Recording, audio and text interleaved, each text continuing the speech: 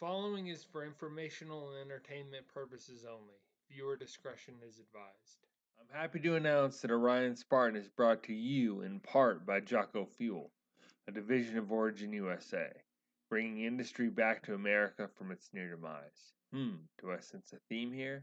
Use code Orion Spartan, one word, at checkout at jockofuel.com for an exclusive discount for the products I use daily in my mission to reclaim and intensify my well-being, fitness, strength, and overall health.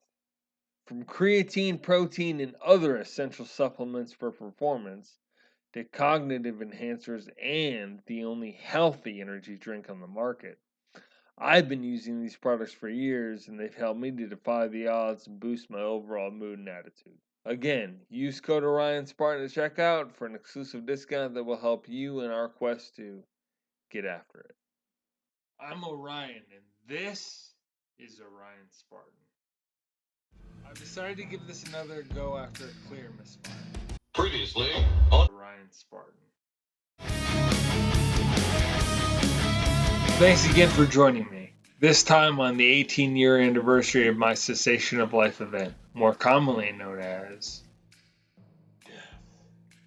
Now I understand you want to know. Hell, I want to know. But since no witnesses have come forward, all I can offer are my recollections combined with analysis of any fragmented forensic evidence and a copy of the police report. The following is what I'm almost certain of, barring anything I'm legally prohibited from saying, following the myriad of non-disclosure agreements I've had to sign concerning any legal matters and or criminal investigations presently underway. So officially, here's what happened. On April 2nd, 2006. No, I'm not doing a Charlie here where I draw lines and conclusions based off circumspect coincidences. A similar incident occurred a few years later involving the incompetent perpetrators, but I can't say anything further as the criminal investigation is ongoing. While driving home from a pleasant evening with a lady friend, following a satisfyingly productive day working on a video project surrounding a drift team in Orlando, driven by the son of a former WWE superstar, forced to leave the evening's companion due to having a day job scheduled in the morning. An ill-advised decision soon. Nearing my destination, I received a phone call from a friend, which I quickly cut short, needing both hands to operate the car's manual transmission. Because back in those days, kids, hands-free calling wasn't ubiquitous. As I was approaching my ultimate destination, one of Florida's few tricky roads stood in my way, the incompetently named High Bridge, assuming because of the drawbridge.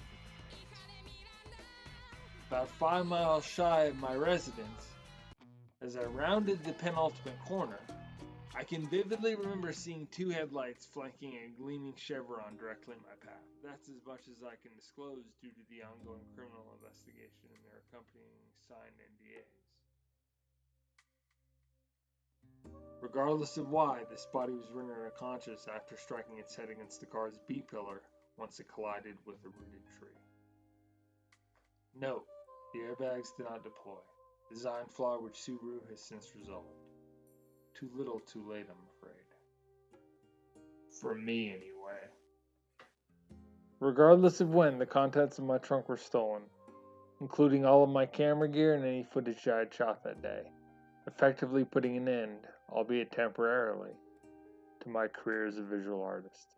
Ignoring the Mulder homage behind me, I'm not saying this was part of some elaborate conspiracy, but my reasoning for believing the theft took place prior to my car being removed from its watery grave is simply that my wallet remained in the center console, which was submerged at the time of the car's recovery, and it's hard to believe a delinquent thief would pass on such an easy score.